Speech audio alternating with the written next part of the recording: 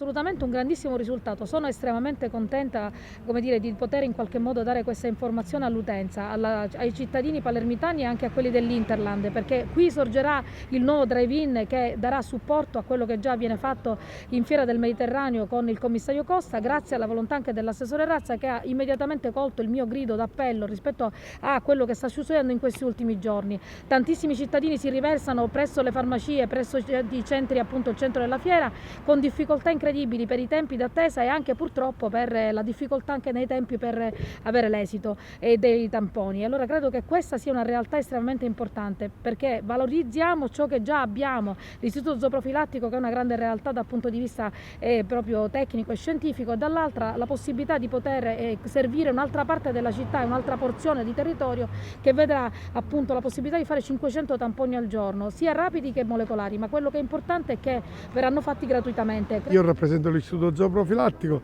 che ancora una volta, quando viene chiamato ad aiutare la collettività, è pronto. Noi abbiamo già fatto grandi esperienze nel processamento dei tamponi, dove siamo stati i primi in assoluto per quantità e per qualità. Oggi siamo chiamati a dare un ulteriore contributo per alleggerire la tensione che soprattutto grava sulla fiera e su altre strutture secondarie. La nostra professionalità, che è formata da biologi e veterinari, e che sono quelli che avranno un ruolo e un'opportunità di crescita professionale unica a livello siciliano.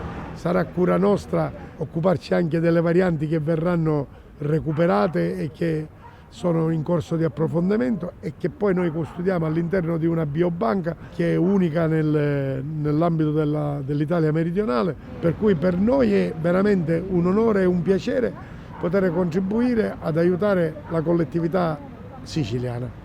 Qui in istituto verranno processati 500 campioni al giorno. È possibile effettuare la prenotazione per giorno e per fascia d'orario, e questo eviterà il formarsi di grandi file di macchine e di creare un aggravio al traffico del quartiere Cuba Calatafimi. Il tampone è destinato al cittadino vaccinato e sarà gratis. Questo è un buon esempio di cooperazione tra le istituzioni, perché qui la Regione, nonché l'Istituto, ma anche il Comune di Palermo hanno collaborato perché veramente in pochissime ore si sta dando vita a un esperimento che crediamo e speriamo che sia utile ai cittadini palermitani e quelli dell'Interland.